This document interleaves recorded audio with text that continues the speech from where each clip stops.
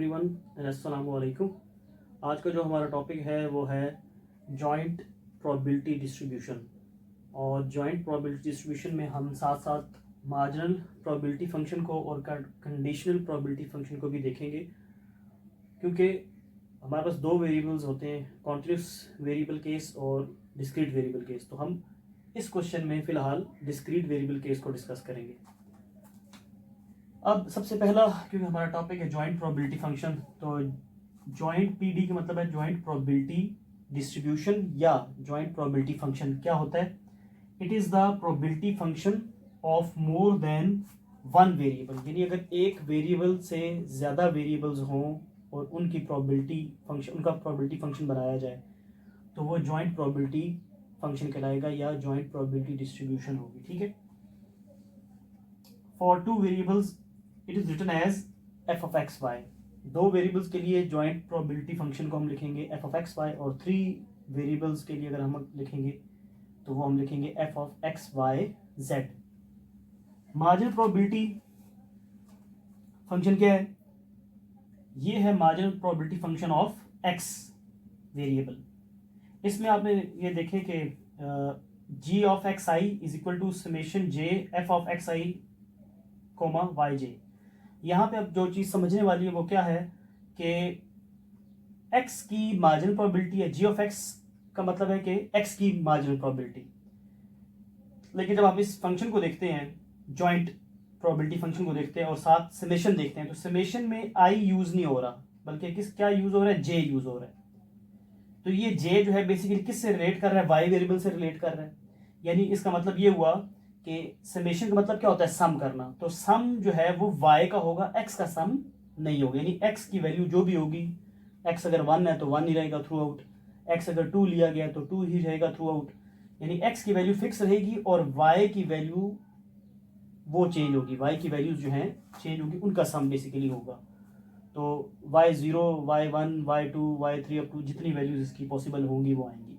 जैसे मैंने यहाँ एग्जाम्पल में भी लिखा है कि जी एक्स इक्वल टू 1, यानी कि अगर x इक्वल टू 1 पर x की मार्जिनल प्रोबेबिलिटी फाइंड करें तो क्या होगा? x की जगह पे 1 ही रहेगा और y की जगह पे 0, फिर आगे x की जगह पे 1 ही रहेगा, y की जगह पे 1, plus up to so on to जो लास्ट फंक्शन है जिसमें f1, n है, उसमें x1 ही है। यानी x की वैल्यू फिक्स है, जो वैल्यू चेंज हो रही है वो y वेरिएबल की चेंज हो रही है। तो जब हम x की मार्जिनल प्रोबेबिलिटी की बात करेंगे तो y की वैल्यूज को चेंज करेंगे, x को फिक्स करेंगे। इसी तरीके से जब हम y की मार्जिनल प्रोबेबिलिटी फाइंड करेंगे तो x की वैल्यू चेंज होगी, y की फिक्स रहेगी। ठीक। कंडीशनल प्रोबेबिलिटी, इसका फार्मूला एफ ऑफ एफ कह लें या प्रोबेबिलिटी कह लें, पी कह लें, एफ कह लें। ठीक है। तो ये probability of x variable given that y variable. ऊपर है joint probability f x Y और नीचे है उसकी marginal probability h of y. तो जो वेरिएबल डिनोमिनेटर में है यहाँ पे गिवन दैट में वाई वेरिएबल है, उसी की मार्जिनल प्रोबेबिलिटी डिनोमिनेटर में आएगी। और इसी तरीके से अगर f of y given x है तो x नीचे है, तो x की मार्जिनल प्रोबेबिलिटी को हम क्या कहते हैं? g ऑफ x से इसको शो करते हैं। इंडिपेंडेंस ऑफ टू इवेंट्स या टू वेरिएबल्स भी हम इसमें इस क्वेश्चन में चेक करेंगे। जो अभी हम आगे क्वेश्चन करने लगे इसमें हम चेक करेंगे कि दो इवेंट्स या दो वेरिएबल्स आपस में इंडिपेंडेंट कब होंगे जॉइंट के केस में, कि अगर उनकी जॉइंट प्रोबेबिलिटी उनकी मार्जिनल प्रोबेबिलिटी के प्रोडक्ट के इक्वल हो, तो हम ये कहेंगे कि एक्स और वाई आपस में जो है वो इंडिपेंडेंट है। ठीक। क्वेश्चन इसमें क्या है? There are 3 black balls, 2 red and 3 green balls in a bag. एक बैग में 3 ब्लैक, 2 रेड और 3 ग्रीन बॉल्स हैं। If 2 balls are drawn from a bag, अगर 2 बॉलें इकट्ठी हम उठाएं बैग से, यानी टोटल कितनी बॉलें होगी? 8 बॉल्स होगी, उसमें से हमने 2 उठानी है। और क्वेश्चन में ये मेंशन होगा कि एक्स वेरिएबल से हम किस कलर की बॉल को अज्यूम कर रहे हैं और वाई से किसको, ये क्वेश्चन में पहले से मेंशन होगा। तो यहाँ पे क्वेश्चन में मेंशन किया हुआ है पहले से कि एक्स जो है वो नंबर ऑफ ब्लैक बॉल्स हैं और वाई जो है नंबर ऑफ रेड बॉल्स हैं। अब इसमें जो हमने क्वेश्चन यानी इस क्वेश्चन के जो आंसर्स हमने निकालने हैं वो क्या क्या पूछे हुए हैं पहले। एक तो पहला सवाल इसमें क्वेश्चन में ये है कि joint probability distribution x y की बनानी है, दोनों वेरिएबल्स की जॉइंट प्रोबेबिलिटी डिस्ट्रीब्यूशन बनानी है, मार्जिनल प्रोबेबिलिटी डिस्ट्रीब्यूशन बनानी है एक्स वाई की, कंडीशनल प्रोबेबिलिटी डिस्ट्रीब्यूशन बनानी है। और कंडीशन प्रोबेबिलिटी डिस्ट्रीब्यूशन में मैंने सिर्फ ये कहा है कि probability of x given y is equal to 1, सिर्फ इसकी बनानी है। फिर ये है एक्स 0 वाई 1, ये भी कंडीशन प्रोबेबिलिटी है। और एक ये प्रोबेबिलिटी हमने बनानी है, probability of x plus y less than equal to 1। Sixth one जो है उसमें हमने ये प्रूव करना है क्वेश्चन में कि एक्स और वाई आपस में इंडिपेंडेंट हैं या नहीं, उसमें ये वाला फार्मूला जो लास्ट में लिखा है ये हम देखेंगे। और सेवंथ क्वेश्चन में है find covariance between x and y. हम साथ ही इस क्वेश्चन में भी देखेंगे कि एक्स और वाई वेरिएबल का कोवेरिएंस जो है वो कैसे फाइंड करते हैं। तो अब सबसे पहले हमें यहाँ देख लेते हैं कि ब्लैक बॉल्स कितनी हैं। B for black, black balls 3 हैं। R for red, red balls 2 हैं।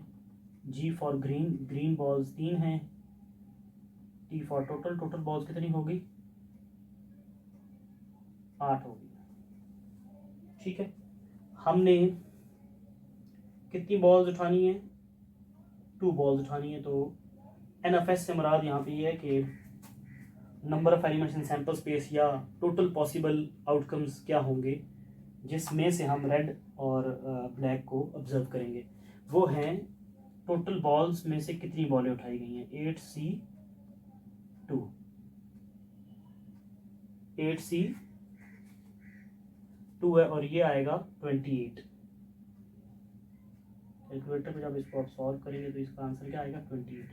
तो अब हम सबसे पहला जो है जॉइंट प्रोबेबिलिटी फंक्शन क्या है, जॉइंट प्रोबेबिलिटी फंक्शन उसको डिफाइन करेंगे। उसके बाद उस जॉइंट प्रोबेबिलिटी फंक्शन से जॉइंट प्रोबेबिलिटी डिस्ट्रीब्यूशन पूरी उसकी जो है जितनी प्रोबेबिलिटीज़ हैं वो हम फाइंड करेंगे। तो अब हम ऐसा कर लेते हैं, इसको रब कर लेते हैं।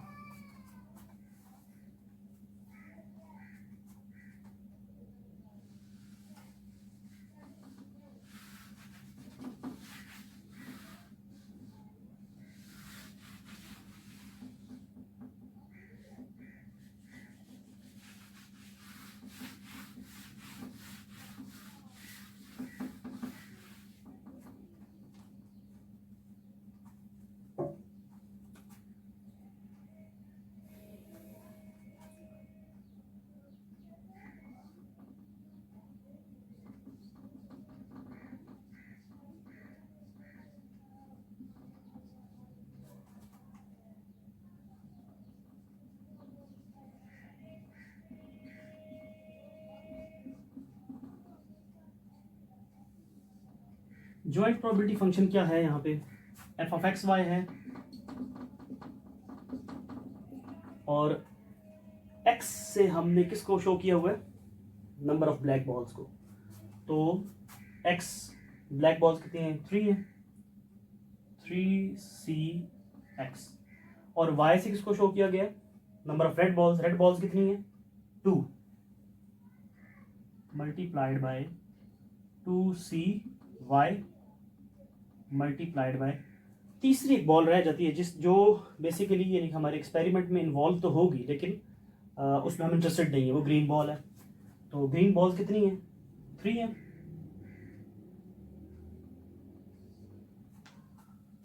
3C और क्योंकि जॉइंट फंक्शन है, जॉइंट प्रोबेबिलिटी फंक्शन है तो इसमें हमें इसको देखना होगा कि एक्स और वाई जो है वो भी हम यहाँ पे इसके डिनोमिनेटर में मेंशन करेंगे। टोटल बॉल्स कितनी हमने उठाई हैं 2। उन टोटल बॉल्स में से ब्लैक बॉल्स को भी माइनस करेंगे और रेड बॉल्स को भी माइनस करेंगे। तो ये आपके पास न्यूमरेटर आ गया और डिनोमिनेटर क्या है 8C2 कि हमने टोटल 8 बॉल्स में से 2 बॉल्स को बैक से ड्रॉ किया। ये आपका जॉइंट प्रोबेबिलिटी फंक्शन बन गया। अब हम 1 बाय 1 करके इसकी वैल्यूज पुट करेंगे और सारा जो है जॉइंट प्रोबेबिलिटी फंक्शन की जितनी प्रोबेबिलिटीज़ बनती हैं हम फाइंड करेंगे। हमारे पास देखें क्योंकि हमारे पास टोटल हमने बॉल्स कितनी उठानी है 2, तो x की मैक्सिमम जो पॉसिबिलिटी हो सकती है वो क्या हो सकता है कि 2 बॉल्स में दोनों की दोनों ही x यानी कि ब्लैक बॉल्स आ जाएं। तो x की पॉसिबिलिटी हो सकती है 0 की, हो सकती है 1 की, हो सकती है 2 की, हो सकती है। इससे ऊपर x की वैल्यू नहीं हो सकती क्योंकि हमने बॉल्स ही मैक्सिमम 2 उठानी है तो ये 2 को क्रॉस नहीं कर सकता। इसी तरीके से y है, y भी 0 1 2 तक ही जाएगा। y जो है नंबर ऑफ रेड बॉल्स हैं। तो सबसे पहले हम क्या कर लेते हैं, x भी 0 y भी 0, इस फंक्शन में x भी 0 और y भी 0 पुट कर लेते हैं। ठीक है, सबसे पहले x 0 0, फिर हम कर लेंगे मतलब 1 0 कर लेंगे। ठीक है, 0 0 0 1 0 2 1 0 1 1 और 2 2, ये तकरीबन यानी कि 9 प्रोबेबिलिटीज़ बनेंगी। 3 3s are 9, total joint probabilities कितनी आएंगी 9। अब सबसे पहले हमने x और y दोनों 0 0 ले लिए, तो क्या होगा देखें, इसमें x क्या है 0 है, 0 पुट कर दिया, y क्या है 0 है, 0 पुट कर दिया, 2 माइनस एक्स भी 0 y भी 0 ओवर 8c2। जब आप इसको सॉल्व करेंगे, ये 3c0 कम्बिनेशन का फार्मूला जो है कैलकुलेटर पे जब आप निकालेंगे तो इसका आंसर आ जाएगा 3 इसका आंसर आ जाएगा, नीचे 28 है, ये पहली प्रोबेबिलिटी आ गई। इसी तरीके से फिर हम 0 0 के बाद 0 1 कर लेते हैं।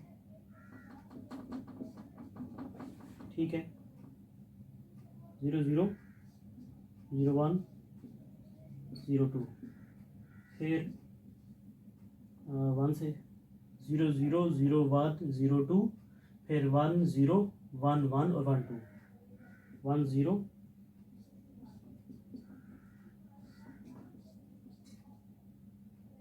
1 0 और 1 1 1 2 और फिर 2 0 2 1 2 2, ये टोटल 9 प्रोबेबिलिटीज़ बनेंगी। अच्छा, जिसमें इन दोनों बॉल्स यानी x और y जितनी भी बॉल्स लिखी हुई हैं उनका सम 2 से ग्रेटर हो जाएगा, उसकी प्रोबेबिलिटी 0 हो जाएगी। जैसे 0 + 0 0, ये लेस देन 2 है, इसमें प्रोबेबिलिटी का आंसर आया 3/28। 0 + 1 1, 0 + 2 2, 2 से ग्रेटर ना हो, 1 + 0 1, 1 + 1 2, 1 + 2 3, यानी कि x1 का मतलब है कि ब्लैक बॉल जो है वो एक आए, 1 ब्लैक बॉल ड्रॉ और y की जगह पे 2 लिखा हुआ है, मीन्स के रेड 2 बॉल्स ड्रॉ हों, तो टोटल मिला के कितनी बॉल्स ड्रॉ हुई 3 बॉल्स। तो ये तो पॉसिबल ही नहीं हो सकता क्योंकि हमने 2 बॉल ड्रॉ करने मैक्सिमम, तो 3 का तो पॉसिबिलिटी है ही नहीं, तो इसकी प्रोबेबिलिटी क्या हो जाएगी 0। इस तरह 2 1, ये 3 बन रही हैं बॉल्स टोटल मिला के, ये भी 0। 2 + 2 4 बॉल्स बन रही हैं कि हमने 4 बॉल्स ड्रॉ की हैं, तो इसकी प्रोबेबिलिटी भी क्या होगी 0। बाकी जो है इनका हम आंसर जो है निकाल लेते हैं। अब इसी फार्मूले में ये सब आपने पुट करना है, यानी कि जहाँ पे x है वहाँ पे 0, जहाँ पे y है वहाँ पे 1 पुट करेंगे और इसी तरह सब वैल्यूज पुट करेंगे, तो दूसरे का आंसर आ जाएगा 6/28।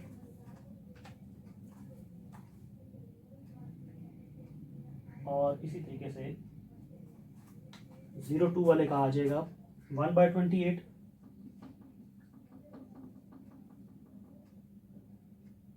और 1 0 का आ जाएगा 9/28, फिर 1 1 का आ जाएगा 6/28, ये मैंने कैलकुलेट करके रखे हुए हैं, और 2 0 का है 3/28।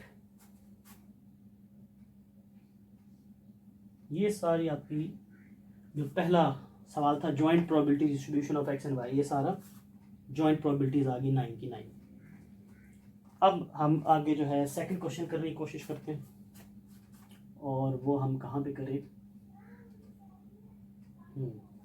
इधर ही कर लेते हैं, इसी साइड में क्वेश्चन ताकि सामने रहे तो हमें पता चलता रहे कि हम कौन कौन सा क्वेश्चन हम कर रहे हैं। तो ये आपका पहला क्वेश्चन का जवाब है। अब हम आ जाएंगे मार्जिनल प्रोबेबिलिटीज पे कि मार्जिनल प्रोबेबिलिटीज हमने कैसे फाइंड करनी है।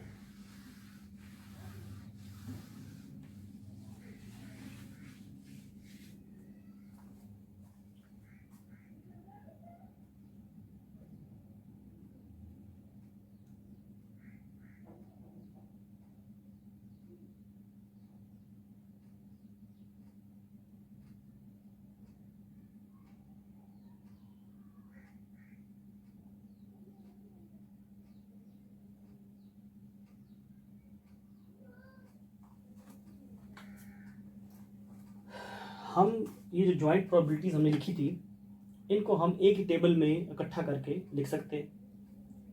उससे हमें एक फ़ायदा ये होगा, जब हम इन 99 जॉइंट प्रोबेबिलिटीज़ को इकट्ठा एक ही टेबल में जब हम मेंशन करेंगे, तो उससे फ़ायदा ये होगा कि उससे आपको मार्जिनल प्रोबेबिलिटीज़ जो हैं वो अलग से फाइंड करने की ज़रूरत नहीं पड़ेगी। उसी टेबल में सम करेंगे तो मार्जिनल प्रोबेबिलिटीज़ भी आ जाएंगी। तो अभी हम जो टेबल बनाने लगे हैं वो है जॉइंट प्रोबेबिलिटी डिस्ट्रीब्यूशन का फंक्शन, जॉइंट प्रोबेबिलिटी डिस्ट्रीब्यूशन का table. Joint probability distribution, PD for probability distribution table है, जिसमें हम 99 प्रोबेबिलिटीज़ को इकट्ठा करके लिखेंगे। कैसे लिखेंगे ये भी आपको आना चाहिए कि हम कैसे इसको मेंशन कर सकते हैं, टेबल की फॉर्म में हम कैसे लिख सकते हैं इसको, ये पता होना चाहिए।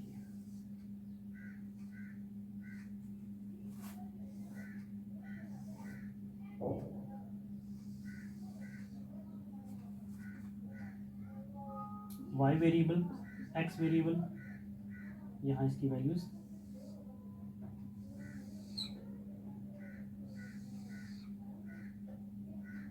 y0, y1, y2 2 तक जा सकते हैं। इसी तरीके से अगर हम x की तरफ आएँ, इसमें भी हम 0, 1, 2 3 वैल्यू से ही ले सकते हैं इसमें भी हम। तो x0, x1, x2, ये जो बॉक्स है बेसिकली इसमें क्या है कि x 0 है और y भी 0 है। तो जो हमने x0 और y0 की प्रोबेबिलिटी निकाली थी शुरू में स्टार्ट पे, वो क्या थी 3/28 थी। वो हम यहाँ पे अब डायरेक्टली लिख लेंगे।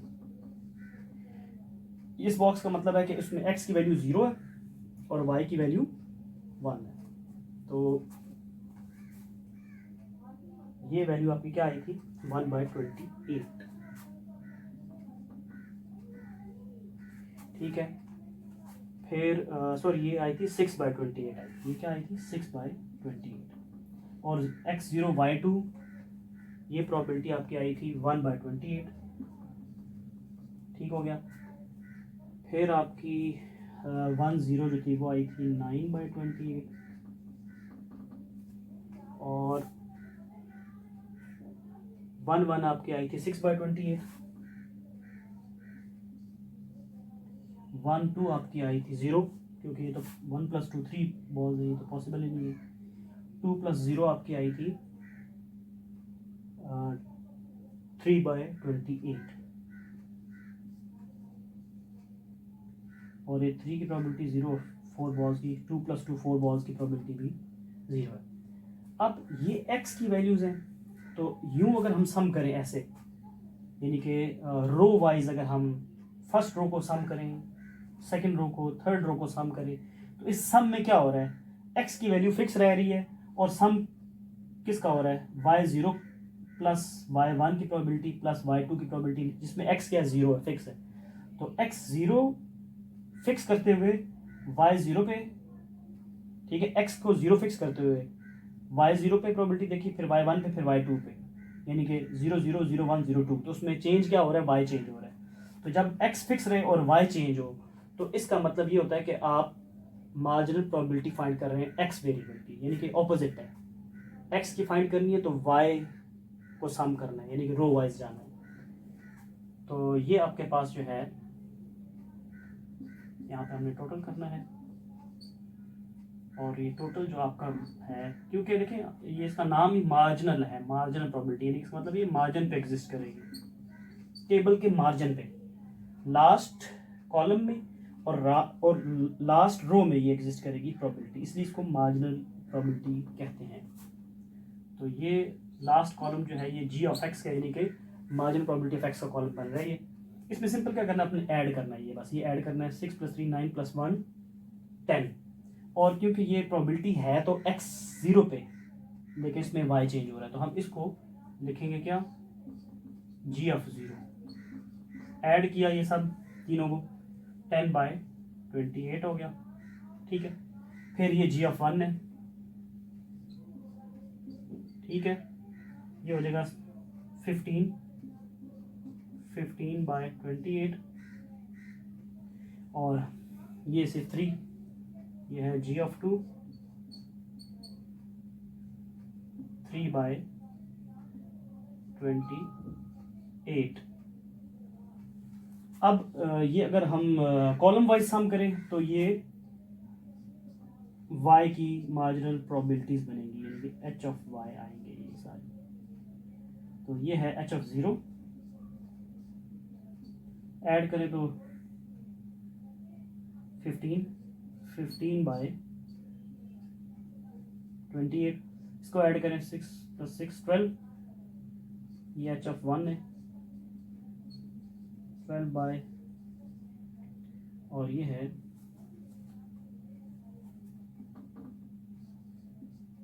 h ऑफ 2, ये है 1 बाय 28। इसका अगर हम सम करें, चाहे हम x का टोटल सम करें या y मार्जिन प्रोबेबिलिटी का टोटल सम करें, तो वो जैसे डिस्क्रीट की प्रॉपर्टी है, डिस्क्रीट प्रोबेबिलिटी डिस्ट्रीब्यूशन की प्रॉपर्टी है कि डिस्क्रीट प्रोबेबिलिटी डिस्ट्रीब्यूशन जो होता है उसका जो सम होता है वो हमेशा क्या होता है, 1 होता है, sum of all the probabilities equal to 1। तो ये सम यूं y की मार्जिन प्रोबेबिलिटी का सम करें या x का मार्जिन प्रोबेबिलिटीज का सम करें, वो क्या होता है, हमेशा इक्वल टू 1 आता है। ठीक है, तो सेकंड जो है सेकंड क्वेश्चन था मार्जिन प्रोबेबिलिटी डिस्ट्रीब्यूशन, तो वो ये मार्जिनल प्रोबेबिलिटीज जो है वो आ गई। अब थर्ड क्वेश्चन क्या है, कंडीशनल प्रोबेबिलिटी डिस्ट्रीब्यूशन फाइंड करनी है, प्रोबेबिलिटी ऑफ x गिवन 1। तो x गिवन y1, यानी कि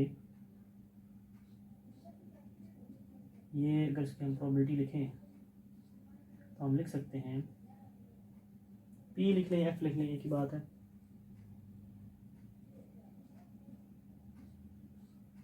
बेशक f ही लिख लें, कोई इशू नहीं है। ओवर नीचे y है, y1 है, तो y1 का मतलब है कि h ऑफ 1। तो ये बेसिकली एक पूरा कॉलम बन जाएगा इस तरह।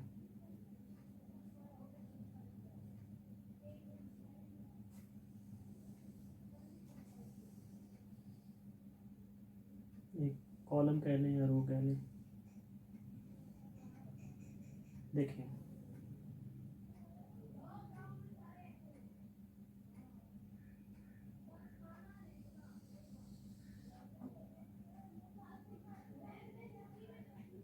x0 y1, फिर x1 y1, x2 और y1। y फिक्स है क्योंकि नीचे 1 रखा हुआ है, y फिक्स किया हुआ है। ये पूरा कॉलम आ जाएगा इसमें, जिसमें y1 फिक्स है और x बदल रहा है, x0 है, फिर x1 है, फिर x2 है। बस ये प्रोबेबिलिटीज यहाँ पे हम लिख देंगे, 6 बाय 28, 6 बाय 28, 0। ठीक है, ये आपका थर्ड का आंसर होगा। इसमें जो क्वेश्चन नंबर 3 था उसमें x फिक्स नहीं था, लेकिन y की वैल्यू 1 फिक्स थी, और 4 क्वेश्चन में x की वैल्यू भी फिक्स है 0, y की वैल्यू भी फिक्स है 1 है। कंडीशन प्रोबेबिलिटी है ये भी, p लिखें या f लिखें।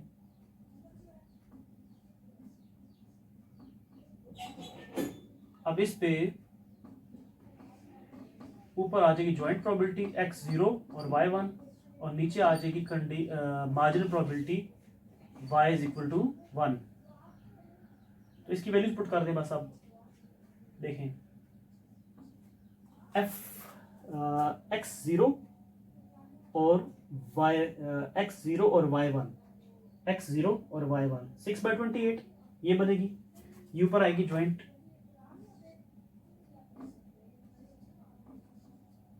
Divided by h of 1। h of 1 क्या है, 12/28।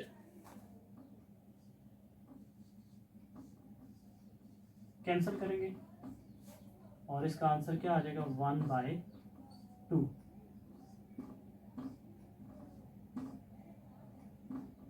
डायरेक्ट लिख सकते हैं।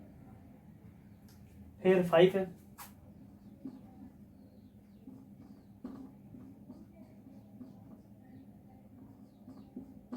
देखिए इसमें कौन कौन सी प्रोबेबिलिटीज़ आएंगी, जॉइंट प्रोबेबिलिटीज़ कौन कौन सी आएंगी, जिसमें एक्स और वाई की वैल्यूज़ का सम जो है वो मैक्सिमम 1 हो, उससे ज़्यादा ना हो, 0 हो या 1 हो, इससे ज़्यादा ना हो, क्योंकि लिखा हुआ लेस दैन इक्वल टू 1। तो ऐसे कौन कौन से सम बनेंगे, ऐसा सम बनेगा x0 y0 तो 0 है, ये x0 y1 1 बनेगा, ये x0 y2 ये 2 बनेगा, ये नहीं होगा, तो यानी इसमें एक ये आ जाएगी प्रोबेबिलिटी, एक ये आ जाएगी।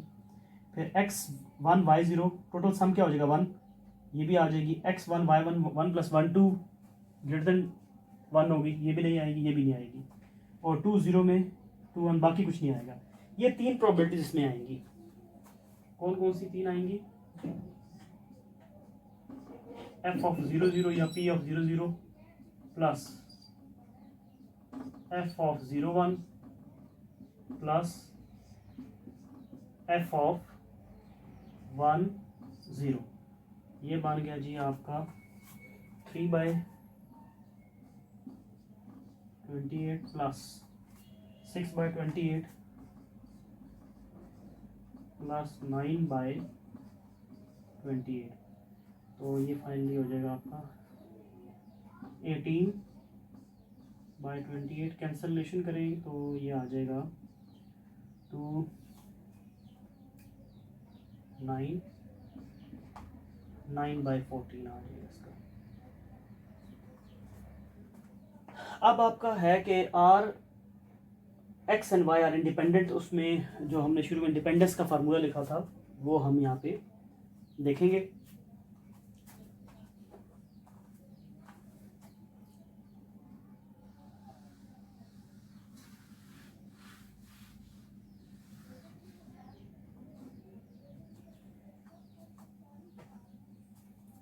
फार्मूला मैं लिख देता हूँ इसका, मतलब यहीं पे लिख देता हूँ 6, अगर जॉइंट प्रोबेबिलिटी उनके रिस्पेक्टिव मार्जिनल प्रोबेबिलिटीज के इक्वल हो तो दोनों एक्स और वाई जो हैं वो आपस में इंडिपेंडेंट वेरिएबल्स होंगे। तो इसमें हम एग्जांपल के तौर पे कोई भी, पहले हम इस तरह कर लेते हैं, कोई एक वैल्यू पहले देख लेते हैं। लेट्स सपोज हम x1 y1 एक देख लेते हैं। यहाँ पे कोई स्पेसिफिक वैल्यू नहीं बताई इन्होंने कि किस पे आपने चेक करना है, सब पे चेक करना है, सब पे, लेकिन हमें आइडिया हो जाएगा। तो ये हो जाएगा g(1) h(1). अब f(1) कौन सा है, f(x) भी 1 y 1 6/28 है,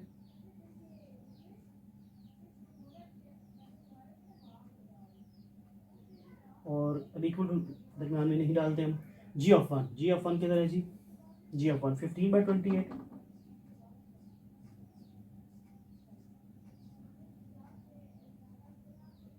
और h(1) क्या है 12/28। तो ये नज़र आ रहा है, हमने तो x1 और y1 एक वैल्यू एज्यूम की, उस पे ये किसी भी एक वैल्यू पे अगर ये प्रूव नहीं होता तो इट मीन्स एक्स और वाई आपस में इंडिपेंडेंट नहीं है, बल्कि क्या है, डिपेंडेंट हैं। तो ये नज़र आ रहा है क्लियरली कि ये दोनों आंसर कभी भी आपस में इक्वल नहीं हो सकते। फिर भी कैंसिलेशन करके हम चेक कर लेते हैं। 3 पे नहीं, इसकी कैंसिलेशन होती नहीं है, इसकी होगी 3 4 12, बल्कि 2 6 12, 1 4 और 3 6। अब आप देखें कि ये कभी भी इसकी इक्वल जो है वो नहीं हो सकता, तो ये नज़र आ रहा है, हम लिख सकते हैं कि नॉट इक्वल टू। तो क्या लिखेंगे, 6 का जो आंसर है वो हम यहाँ पे लिखेंगे हैंस, क्योंकि आंसर इक्वल नहीं है ना, लेफ्ट साइड राइट साइड की इक्वल नहीं है, hence x and y are not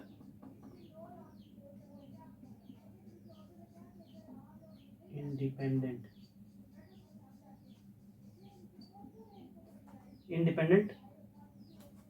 नहीं है ये। और अब लास्ट क्वेश्चन जो कि बहुत इम्पोर्टेंट भी है, इसको हम लास्ट को मेरे ख्याल से इधर से कर लेते हैं।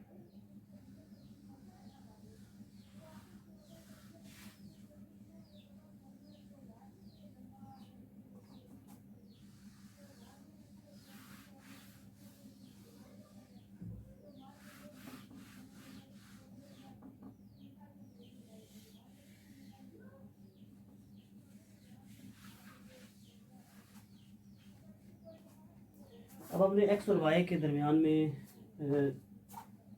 Covariance between x and y हमने फाइंड करना है, और उसका फार्मूला है, यहाँ पे लिख रहा हूँ मैं, covariance of x and y is equal to expected value of x minus mean of x y minus mean of y, ये है फार्मूला। इसको अगर हम थोड़ा सा और सिंप्लीफाई करें तो सिंप्लीफाई करके जो फार्मूला बनता है वो है expected value of x y minus mu of x, mean of x और मीन ऑफ वाई। तो थोड़ा सा अगर मज़ीद मैं इसको एक्सप्लेन करूँ कि मीन ऑफ एक्स कैसे आएगा, तो उसका भी फार्मूला है। मीन ऑफ एक्स को हम एक्सपेक्टेड वैल्यू ऑफ एक्स से निकालेंगे, और एक्सपेक्टेड वैल्यू ऑफ एक्स कैसे यहाँ पे आएगी, जिसमें जॉइंट प्रोबेबिलिटी के साथ एक्स वेरिएबल को मल्टीप्लाई करेंगे, और एक्स की वैल्यू क्योंकि चेंज होगी, एक्स की वैल्यू मिनिमम हो सकती है 0 और मैक्सिमम क्या हो सकती है 2। ये जो सम होगा ये मीन ऑफ एक्स होगा। इसी तरीके से मीन ऑफ वाई है, इसको एक्सपेक्टेड वैल्यू ऑफ वाई कहते हैं, और इसमें वाई वेरिएबल का सम, वाई वेरिएबल मल्टीप्लाई होगा जॉइंट प्रोबेबिलिटी के साथ, ठीक है।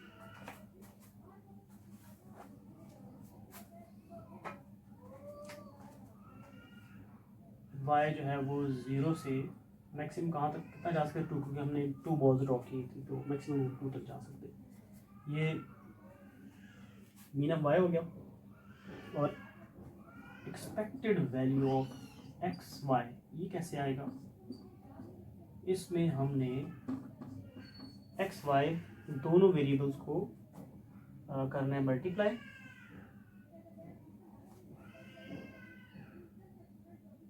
ठीक है। समेशन इसमें 2 आ जाएगी, एक्स पे समेशन अलग आएगी, वाई पे समेशन अलग आएगी, एक्स वाई, और फिर उसको मल्टीप्लाई करेंगे उसकी जॉइंट प्रोबेबिलिटी से। तो एक्स भी 0 से 2 पे, वाई भी 0 से 2 पे तक हम जा सकते हैं। अब इनकी वैल्यूज निकालते हैं। वो वैल्यूज जब आ जाएंगी तो उसको हम इस फार्मूले में पुट करेंगे। इधर सबसे पहले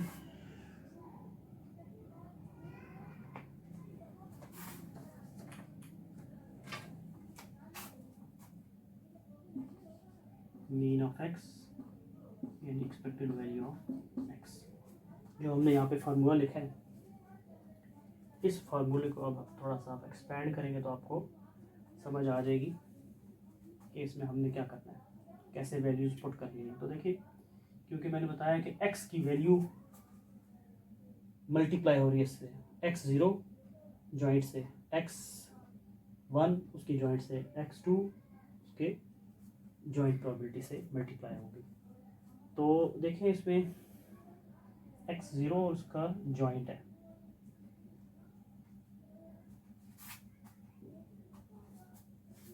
क्योंकि ये एक्सपेक्टेड वैल्यू ऑफ एक्स है, तो इसको अगर हम फर्दर थोड़ा सिंप्लीफाई करें तो ये कुछ इस तरह की सिचुएशन बन रही है। एक्स को उसकी मार्जिनल प्रोबेबिलिटी से मल्टीप्लाई करना है, ठीक है। एक्स को उसकी मार्जिनल प्रोबेबिलिटी से मल्टीप्लाई करना है, ये मीन ऑफ एक्स बनेगा।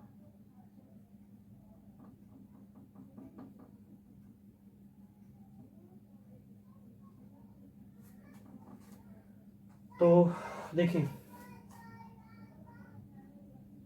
ये x0 है,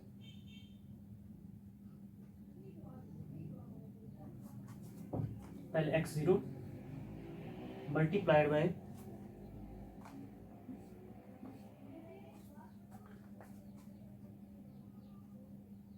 g(0) मल्टीप्लाइड बाय g(0) 10/28। फिर x1 आ गया और उसकी मार्जिनल प्रोबेबिलिटी आ गई g(1) जो कि कितनी है 15/28।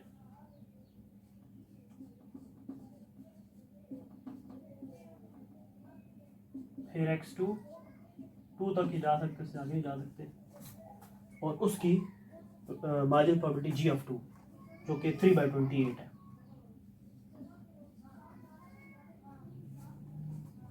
इसको जब सिंप्लीफाई करेंगे, क्योंकि मैंने इसका आंसर निकाला हुआ सिंप्लीफाई करके, वो इसका आंसर आ जाएगा 3/4। फिर इसमें भी जो मीन ऑफ y है, यानी कि एक्सपेक्टेड वैल्यू ऑफ y, इसमें क्या होगा y और उसकी मार्जिनल प्रोबेबिलिटी होगी, यानी कि ये y0 इसकी मार्जिनल प्रोबेबिलिटी मल्टीप्लाई y1 उसकी मार्जिनल प्रोबेबिलिटी मल्टीप्लाई करेंगे, y2 के साथ मल्टीप्लाई करेंगे उसकी मार्जिनल प्रोबेबिलिटी। तो इसमें हम ये 0 into this plus 1 into this plus 2 into this ये करेंगे, तो ये आ जाएगा 0 15/28 है प्लस 1 12/28 है प्लस 2 1/28 है। ठीक हो गया। इसका आंसर आ जाएगा आपका, सॉल्व करके मैंने इसका आंसर भी निकाला हुआ है, 1/2 आ जाएगा। फिर expected value of x y निकालने, क्योंकि हमने ये दो फाइंड कर लिए, ये फाइंड करनी, फिर इसकी वैल्यूज इंपुट करेंगे तो covariance of x and Y आ जाएगा। और इसमें देखें सिंपल है, यानी कि इसमें एक्स वाई होगा, और ये मैंने फार्मूला तो लिखा हुआ है, इसमें दोबारा लिखता है, ये फार्मूला लिखा हुआ है, एक्स वाई को मल्टीप्लाई करना है, तो x0 y0 और f ऑफ 0 0 f ऑफ 0 0। अब f ऑफ 0 0 किधर है, ये है x0 y0 पे ज्वाइंट प्रोबेबिलिटी क्या है, f ऑफ 0 0 3/28 है।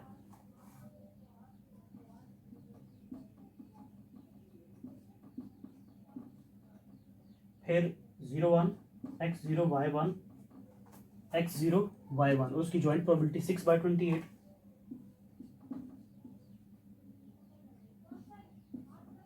इस तरह आप ये सम जना करते जाएंगे और लास्ट में आपका ये आ जाएगा x2 y2 और f ऑफ 2 x भी 2 y भी 2 f ऑफ 2 क्या है, प्रोबेबिलिटी 0। ये फाइनली जब इस सब प्रोबेबिलिटीज का जब हम सम करेंगे तो ये आपके पास आ जाएगा 3/14। अब आपने क्या करना है, इसमें ये वैल्यूज सारी पुट कर देंगे जो हमने फाइंड की है। Covariance between x and y is equal to, ये फार्मूला है expected value of x and y जो कि 3/14 है, ठीक है, minus mean of x mean of y, mean of x क्या आया था 3/4 मल्टीप्लाइड बाय 1/2। तो ये फाइनल जो आंसर आपका आ जाएगा, इसका जब हम एलसीएम लेंगे तो ये हमारे पास आ जाएगा -9/56।